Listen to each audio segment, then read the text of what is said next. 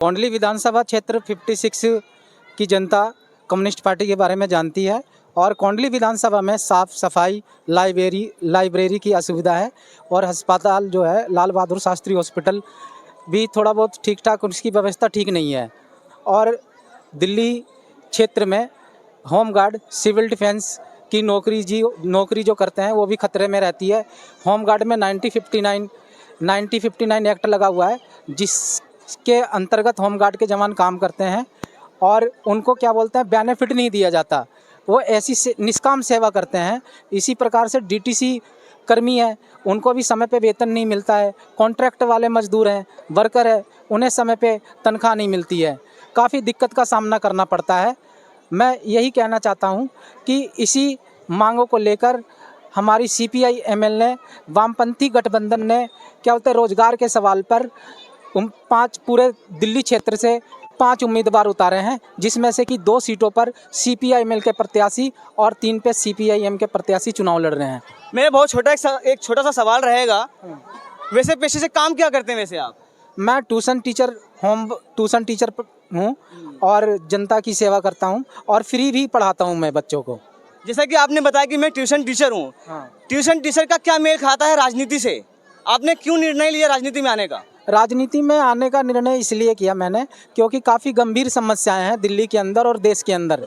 अभी आपने देखा होगा कि बेरोजगारों पर बीपीएससी की जो परीक्षा दे रहे थे, बिहार में काफ़ी लाठीचार्ज हुआ। उनके बारे में सरकार ने कुछ नहीं सोचा। एक तरफ तो सरकार कहती है नौकरी देंगे, दूसरी तरफ उनको प्रत्याशी जो कैंडिडेट होते हैं, एग्ज़ाम देने के लिए कैंडिडेट दूर दूर से आते हैं, उन पर लाठीचार्ज करती है। रोजगार की देश में गंभीर समस्या है, बेरोजगारी की समस्या है, किसानों के बारे में सरकारें सोचती नहीं है। अच्छा, अगर आप कम्युनिस्ट पार्टी आ जाती है कौंडली विधानसभा के अंदर, तो क्या इन चीज़ों जो आपने भी चीज़ें गिनवाई है, क्या इन चीज़ों पर क्या काम करेगी? अगर हमारी कम्युनिस्ट पार्टी जीतती है तो मैं सबसे पहले मजदूरों के बारे में, होमगार्ड, सिविल डिफेंस के बारे में काम करना चाहूँगा। अच्छा, हाँ। बाकी वहाँ की जनता को क्या संदेश देना चाहेंगे आप? मैं वहाँ की जनता को यह संदेश देना चाहूँगा कि कौंडली की जनता ऐसा प्रत्याशी चुने जो जनता की सेवा करने वाला हो। बहुत बहुत धन्यवाद मीडिया वार्ता से जुड़ने के लिए। हमारे साथ कुछ लोग और मौजूद हैं, उनसे बात करेंगे, जिनका नाम है विजय। आप बताएंगे जवान युवा, मैंने आपका भी एक स्पीच सुना, बहुत अच्छा लगा आपका स्पीच सुन के। क्या मकसद है आपका? देखो, हम तो चाहते हैं कि युवा जागरूक हो। देश के अंदर युवाओं पे उत्पीड़न हो रहा है, युवाओं का रोज़गार छीना जा रहा है।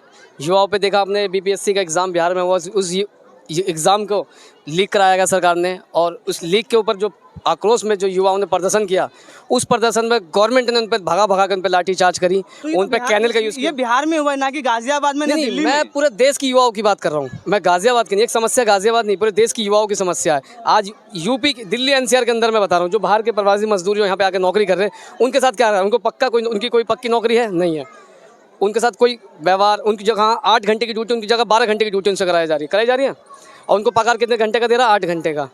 ये चीज़ निश्चित अभी जो है एक एल&टी फाइनेंस के सीईओ है, उन्होंने कहा है कि जनता को जो है 90 घंटे, एक हफ्ते में 90 घंटा काम करना चाहिए। ये आपने सुना है इसके बारे में?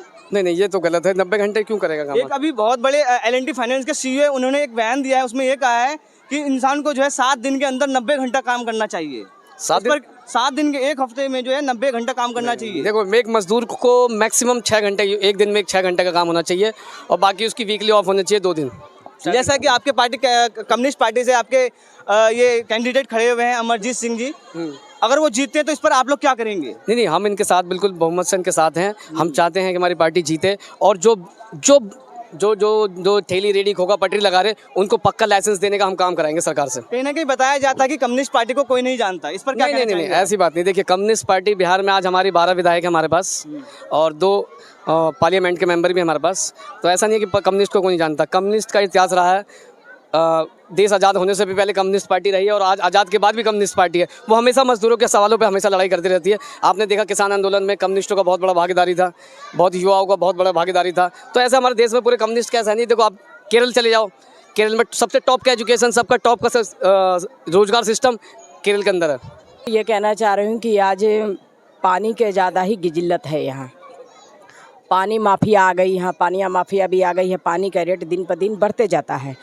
और बेरोजगारी तो आपको पता है कि बेरोजगारी तो है ही नहीं। कोई बेरोजगारी नहीं है ऐसा हाँ। बताया जा रहा है। नहीं नहीं, उनके घर में ही होगा, मगर बेरोजगारी बढ़ गई। आजकल नौजवानों आज रोड पर घूम रहे हैं, आज नशे के द्वारे में उनकी ज़िंदगी खतरे में है। तो इसकी भी जिम्मेवारी सरकार है, और सरकार को सोचना चाहिए कि न कि अगर सरकार कुछ भी काम करती है, हर काम का आप लोग विरोध करते हैं, सरकार को काम करने का दे रहे हैं आप लोग।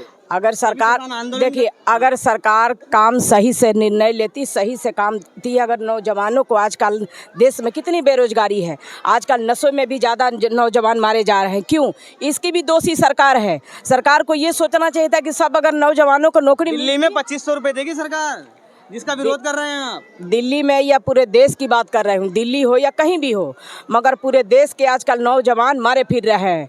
आजकल नशा इतनी बढ़ गई है, इतनी मारा पीटी दंगा फसाद, इसका क्या है? इसका सरकार जिम्मेवारी है, क्योंकि सरकार ही नफरत की बीज डालकर पूरे देश को अभी बर्बाद सरकार का विरोध कर रही है, वोट का टाइम है, सबसे पहले आप भी लोग सरकार को वोट करते हैं। ऐसा नहीं, सरकार को वोट करो ना करो, चोर को तो पहले ही उसको मिल जाता है। चोरी करने की आदत है, वो तो आगे जाएगा ही।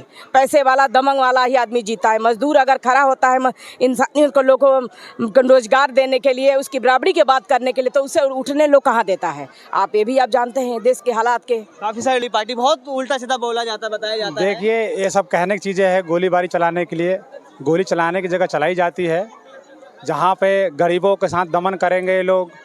आज की मौजूदा सरकार जो है कि गरीबों को केवल तोड़ने की बात करती है। इन लोगों को हाँ, वो तो कहते हैं सबका साथ सबका विकास, एक है तो सेफ है। देखिए, इन लोगों ने भाषण दे रहे हैं कि बटोगे तो कटोगे। इन्होंने 1000 साल पहले ही बांट दिए हैं, आज बांटने की बात कर रहे हैं। वोट के टाइम में कहते हैं कि आप हिंदू हो, उसके बाद कहते हैं कि दलित हो। मैं आपके चैनल के माध्यम से कहना चाहता हूँ सरकार को कि कृपा करके आप बांटने का काम आप बंद करें, और जो आपने वादा किए थे, जो आपने बोले थे, मंच से शेयर किए थे कि महंगा